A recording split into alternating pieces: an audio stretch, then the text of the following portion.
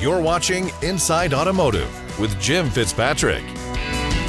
Hey everyone, Jim Fitzpatrick. Welcome back to another edition of Inside Automotive right here at cbtnews.com. Sonic Automotive recently shared their earnings, announced a partnership with Amazon Autos, and like rest of the industry, is keeping a close eye on tariffs. Here to share his perspective on all of that is Jeff Dyke, president of Sonic Automotive. Jeff, thank you so much for joining me on the show today. Jim, it's always a pleasure to be with you. Sure. So let's jump right in here and talk about the last earnings that you put out there. Were pretty impressive. Kind of give us a recap on that. Look, fourth quarter was fantastic. October and November were pretty good. December was amazing, and that's kind of the way the ball bounces at Sonic Automotive. But it was the end to what was a great year for our company and a pretty solid year, I think, for the industry. We had some things we had to face during the year, the CDK debacle. All of those things sort of added up. A lot of stop sales and warranty issues throughout the year. Sure. But overall, I think a really, really good year. And I think that 25 ends up being a better year than 24. Really? Which is great. And that's what we're seeing going here coming to the end of the first quarter. Sure. Just a really solid first quarter across our whole spectrum.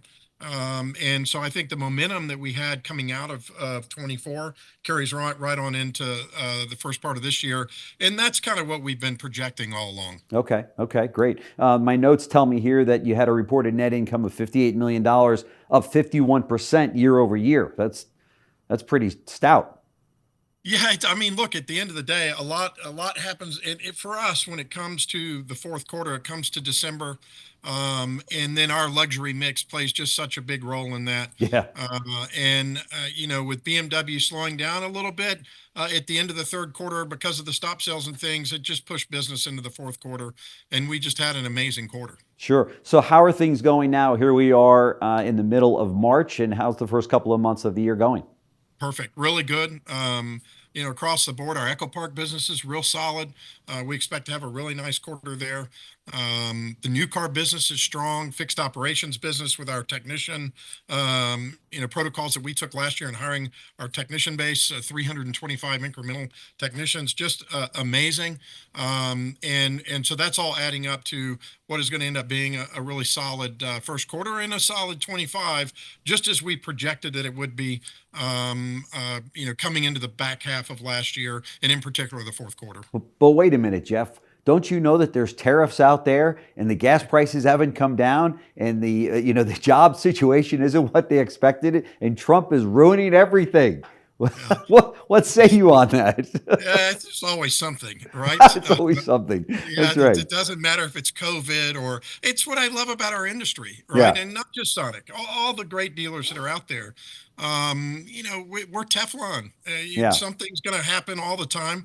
And after doing this for 30 years, I've learned that. And, we just move right on through it. Sure, the tariff's going to cause some short-term consternation and the news is going crazy. If you don't like what you heard about the tariffs yesterday, wait till tomorrow. It's going to change, right? Yeah, heck yeah, it's going to change. We'll see what happens. I'm not too concerned about it. Yeah, that's the attitude to have for sure. During the fourth quarter, I should say, Sonic acquired the remaining 50% equity in the joint venture with North Point Volvo, which, by the way, is around the corner from where we are. In addition to acquiring Audi New Orleans and motorcycles in terms of Charlotte and Greensboro, so you're still got your foot on the gas in terms of motorsports as well, right? We do. That was an opportunity to have a motorcycle dealership in a group here in our backyard in Charlotte. Okay.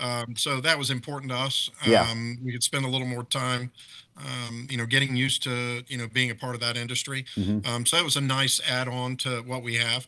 Now it's a return to focus on, the dealers that we've put together and to bring power sports to a level that we think it needs to come to. And then look, Audi exercised a right of first refusal in New Orleans. So we were blessed to be able to be the dealer of choice for them. Yeah. It's such a great brand and a great iconic market.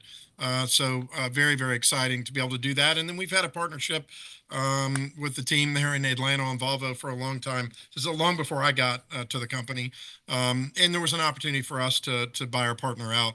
And we don't do partnerships, and so that was just a one off that we got fixed. And Yeah.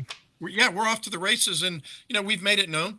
We're looking at acquisitions. We've got a bunch of acquisitions in the hopper right now. Hmm. So I think you'll see us more active in 25 than you've seen us in a long time. Really? No kidding. Okay. Yes. All right. Jumping in a big way, huh? Yeah, So there's that an opportunity. We know so the prices are getting a little better, and we're going to focus in areas that we have great strength, and so we'll see how all that comes together for us. But I would expect us to begin making some announcements on acquisitions as we wow. move through When this you year. say areas that you've got great strength, do you mean from a geographical area or in terms of the brand of vehicles? Both. Both. Okay. Both, yeah. Okay. So Okay. as you know, we operate in the Smile Belt, if you will, Yeah. and so you'll see that, filling holes where we might be missing a brand in our portfolio for a particular marketplace or a new market, Sure. like you saw with us in Audi in New Orleans, which has just been a great acquisition so far for us. Yeah. But you're going to see us, begin to do more acquisitions than we've done in the past. Okay. Okay. Speaking of Audi, talk to me about this situation with Scout. Any new developments or what's your feeling on that? I know you got to be very careful right now because you just got a new Yeah, Audi point, yeah, but you do. I think it's a wait and see. It's Tesla. It's just sort of the Tesla model, if you right, will. right, Scott Keogh, I think, is running that for Scout. He's a great guy. yeah, Someone who I have a lot of respect for. And let's see. I mean, obviously, that it's not as dealer friendly as we'd like it to be. right. Great iconic brand and product, and we'd certainly like to represent that product. And we'll see kind of what happens over time. Okay, you almost sound like they might give in and say, Well, okay, Uncle, you guys can handle this from the dealer standpoint. you never know what's going to happen. And if so, Sonic Like I wants to be said, the if you don't first. like what's happening today, wait, because tomorrow things are going to change. All right. So my next question is Echo Park. You mentioned is doing good. Is that where you want it to be right now? Oh yeah. So Echo Park, yeah, they're just doing great. Having certainly a solid first quarter, and you're going to begin to see the business, the where we can buy inventory. Inventory is growing because many of our new car manufacturer partners can't help themselves, but to make too much inventory, increase day supply. So that helps the used car business and prices come down, valuations, affordability for the consumer. Right. So you'll begin to see us open further Echo Park stores as we move into 26. Okay. Really? We've Yeah. already got locations picked out. We already own some locations, either that we furloughed when we closed a bunch of stores down, and or that we just hadn't Right. built yet. So you'll see us begin in the first part of 26 opening Echo Park stores again. Unless something happens to the used car business, it's returning. It's really solid, and we're going Right. to have a lot of fun getting on the gas pedal again for Echo Park. Yeah. That's fantastic. Talk to us about Amazon. You've been out there talking about Amazon Autos and your partnership with Amazon. What can you share with us about that partnership? Yeah, I mean, a great partnership. I mean, heck, if you've got 250 million customers, 150 million prime customers, and 190 million cars in your auto garage, you're going to get my attention Right. and you're going to get our company's attention. And that's what they've done. It's a learning process, though. This is now well over a year, approaching 2 years of working with the Amazon Autos team. Very, very bright people, obviously well heeled, with a huge customer base. Yeah. And so we're learning together, our organizations, and the Hyundai project's coming along. We're making progress, but there's still a lot of work to do. Financing, has Yeah. been an opportunity for us. Trade evaluations have been an opportunity for us. So we're going to get and attachment rates for products is a big opportunity for us, but we're overcoming those issues Okay. slowly but surely. And I think that there's a great opportunity here, not just to sell new vehicles, but to sell pre-owned, to sell power sports, everything that we have. Hmm. They've got a lot of data. very bright people. Hmm. They move at lightning speed, which is a lot of fun because they don't sit around, and they're willing to make mistakes and learn from them. Yeah. And I appreciate that a lot. And so I really enjoy the whole team. I just got back from Seattle last week. I spent a couple of days there with them working on how we're going to take next steps and what we're going to do to improve. But I think a lot of opportunity in the future. And, I know there's a lot of manufacturers sitting on the sidelines, a lot of retailers sitting on the sidelines, and I don't blame them. This is a lot of heavy lifting, and, some are scratching their heads, so to speak, saying, what the heck's going on here? Right. We're learning, and we'll continue to learn, and hopefully be able to find a great return in there for all the companies, and to have access to those 250 million customers. It's basically every driving American. You can't ignore that. You can't put your head in the No, sand. no, We chose to have a seat at the table. that's right. That's right. Is it kind of a, hey, if you can't beat them, join them approach where it's, they're I so don't big and think there's, so. no? I don't think so, Jim. There's so many rules and regulations about auto retail. They're not going to go out and start selling new cars. I'm sure they could go out and start selling pre-owned.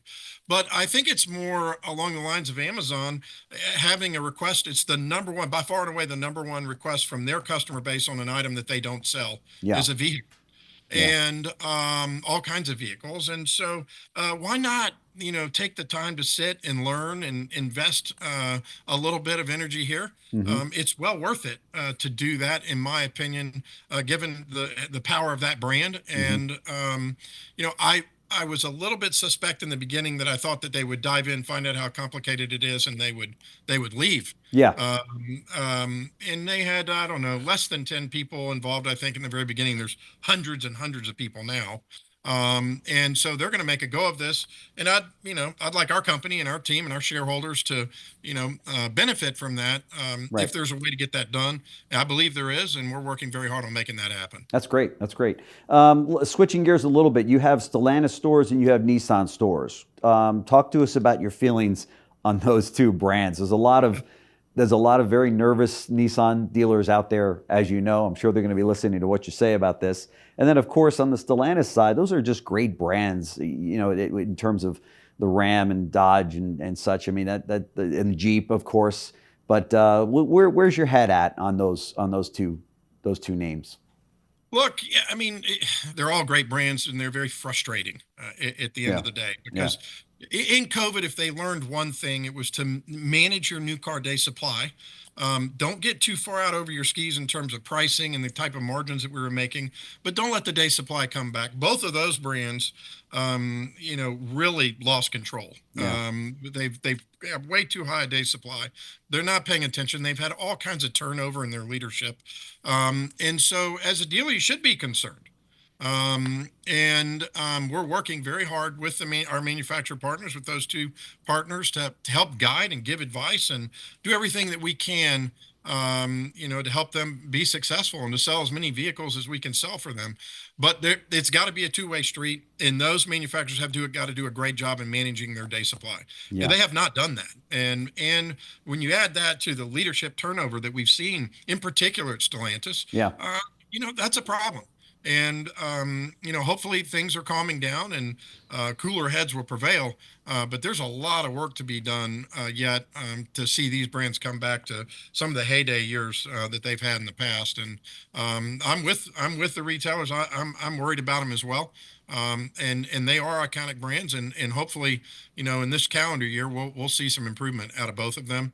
Yeah, we'll see what happens with Nissan, and they need obviously some financial investment, and we'll see Yeah. how that goes in the coming months. Yeah, yeah, for sure. One of my guests that I had on the other day is one of the leading M&A companies out there, and he said he's getting all kinds of calls for dealers that want to buy Stellantis stores because they see it as a kind of a sleeper out there, and they can go in and, I don't want to say steal it, but they can get it at a very good number because they feel as though they will be able to turn the ship, and 5 years from now, it'll be a great franchise again.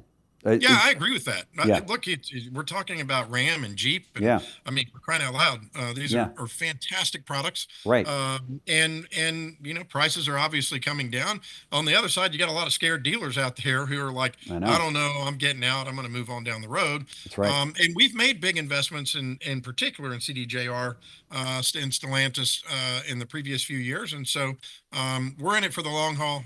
We're big believers in that brand in particular, or in those brands in particular, and we'll do everything we can to help them get back up on their feet. And that's going to come with inventory control, right? Just an emotional focus on inventory control and bringing our prices in line with the competition. We can get that done. Those brands will come roaring back. That's right. That's right. Jeff Dyke, president of Sonic Automotive. Thank you so much, sir, for taking the time out of your schedule to join me on the show once again. Very much appreciated. Jim, it's always a pleasure, and we'll talk to you next time. Thanks. Thanks so much. Thanks for watching Inside Automotive with Jim Fitzpatrick.